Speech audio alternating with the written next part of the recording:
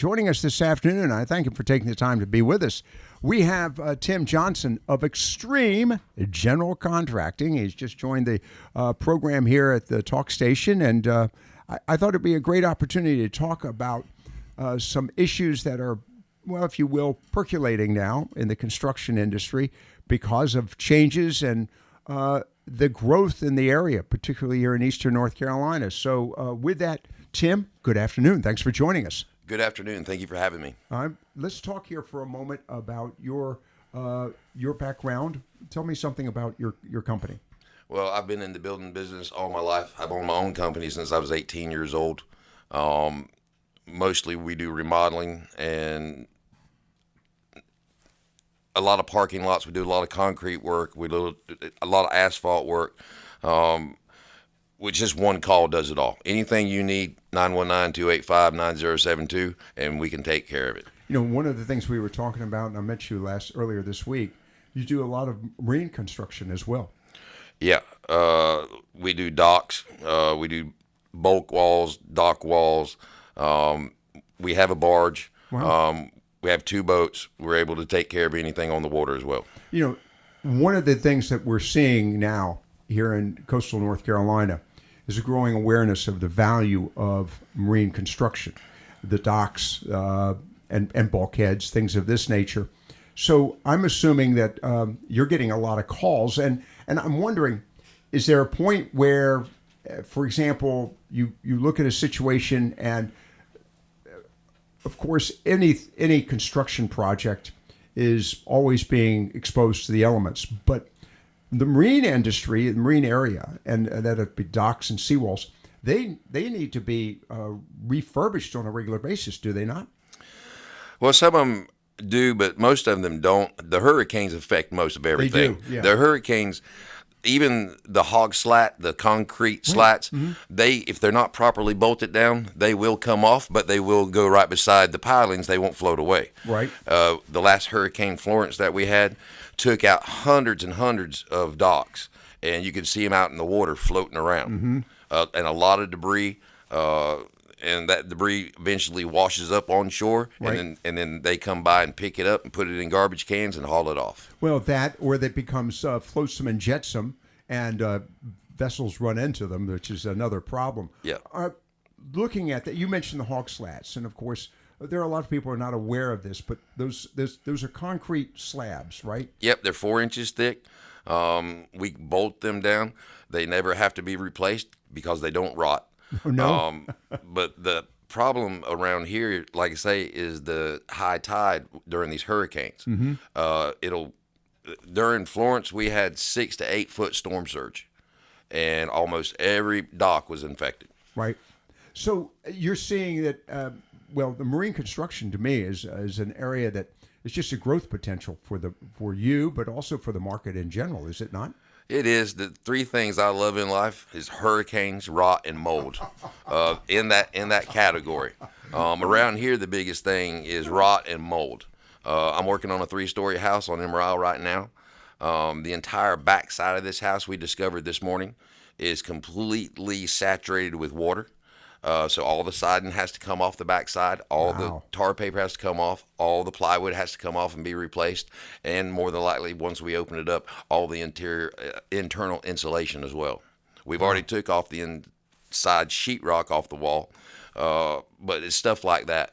And it just keeps on going. The moisture down here, especially on the beach, these people, bless their hearts, they love to open up all the doors, turn the air conditioner all the way down, and that's how your house starts filling with mold.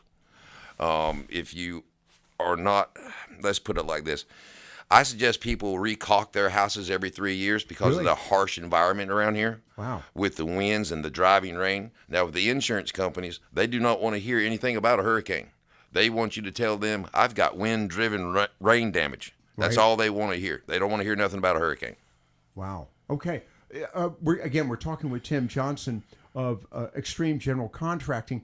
You know, in the process of seeing all the impacts of this weather, is there anything that can be done to, if you will, restrain it in any way, or is it just something that we have to live with?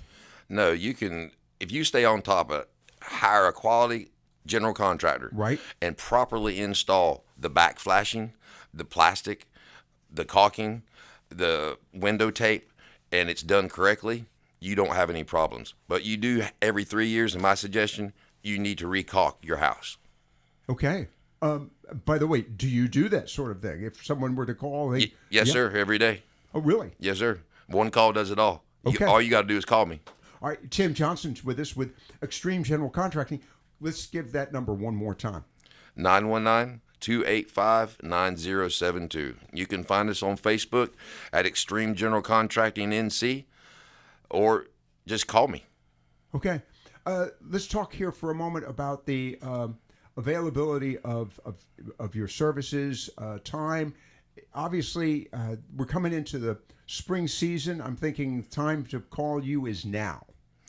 Yeah, we have a lot of subcontractors that work for the company, and we can keep up. A lot of these projects are half houses, whole houses, Right. And it takes a team of people to get all this done. And if we have multiple houses, there's multiple stages of each project where this subcontractor can move on to the next one while the next subcontractor comes in behind him. We're seeing now also a great deal of interest in our region because of I-42.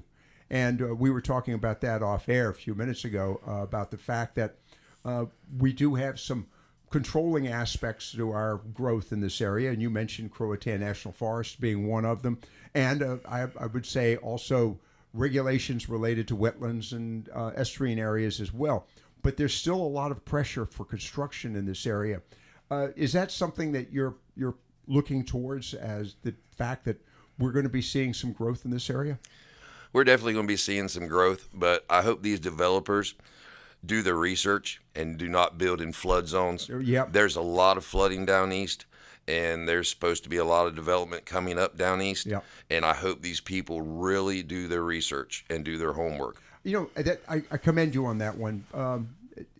Basically, being upfront, being realistic about your efforts and about those who are making plans to build or construct in the area, that's impressive. Because too often, you know, a builder will simply say, sure, I'll build. I'm not going to worry about it, knowing that 5-10 years from now, it's going to be someone else's headache.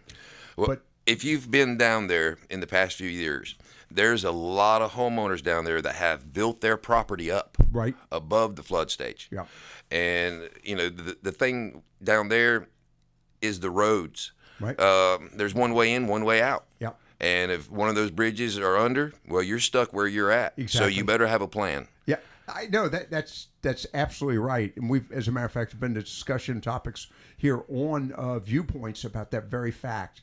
That yes, there's a lot of beautiful real estate to be enjoyed, but you've got to have a realistic expectation. What happens in cases of severe weather or major tidal changes? When Hurricane Florence hit in 2018, I couldn't do anything until the winds got underneath 35 miles an hour. The first thing that we had to do were tarp houses. Mm-hmm. So for that next week or so before I could start that stage, I rode around with some of my sheriff buddies, some of my Carteret County sheriff buddies, and I found out and I saw personally every way that you cannot escape this county. Right. You can't get in, you can't get out unless you have a boat. Understood. We're talking with, and I think it's a very important point that you're making, Tim Johnson of Extreme General Contracting. And as you just heard a few moments ago, the need he can fill. That's yes. So you do commercial and residential construction and work as well. Yes. All right. You know, you mentioned the parking lots and the paving and so forth. What intrigued me was the recent snow 3 weeks ago now, I think it is. And it was fascinating. The snow stayed around for a week, but I also was fascinated about the way a lot of these parking lots got cleaned and you know, the snow and ice was removed. Were you involved in that? Did you have people calling you for that as well? Yes, we took care of Parker GMC and Parker Honda, Moore's Barbecue. We took care of several car lots in New Bern. We actually spent 5 months at Parker GMC last year rebuilding their building where it was coming apart. The Right. building's over 70 years old. Yeah. The parking lot's over 70 years old. So after we fixed the building, we had to go out in the parking lot and cut asphalt out on 95,000 square feet of parking lot. Wow. And we had patches everywhere. And then after we did that, we came in and we put a top coat on top of it. So it looked like it was brand new. Looked like it's brand new. And then we redid all the lines. And when the snow came, we had 2 machines going. And like I say, I don't like sitting at home. If I can go make some money, I'm going to go make some money. Tim Johnson with us this afternoon. I really appreciate him taking the time to be with us. Extreme General Contracting. One more time, Tim, I want to get this number out here. With that number, 919. 285-9072. I live in Cape Carteret. Like I say, just give me a call. And if you call me, I promise I will answer the phone and I will show up to give you your quote. And if you like it, let's sign the contract and I'll take care of you. All right. That number again, 919. 285-9072. 285-9072. That's Extreme General Contracting. And I want to thank Tim for taking the time to visit with us this afternoon. I think this is an important story about the construction aspect. And of course, as you just shared with us a few moments ago, the whole issue of, the challenges because of hurricanes, mold, moisture, Rot. You need to be on top of it. And so, Tim, I appreciate this. Some of these houses are well over worth $3 million. That's right. And if these people cannot maintain that house, it costs them a lot to get it fixed. You've got it. And always remember, the cheapest is not the best.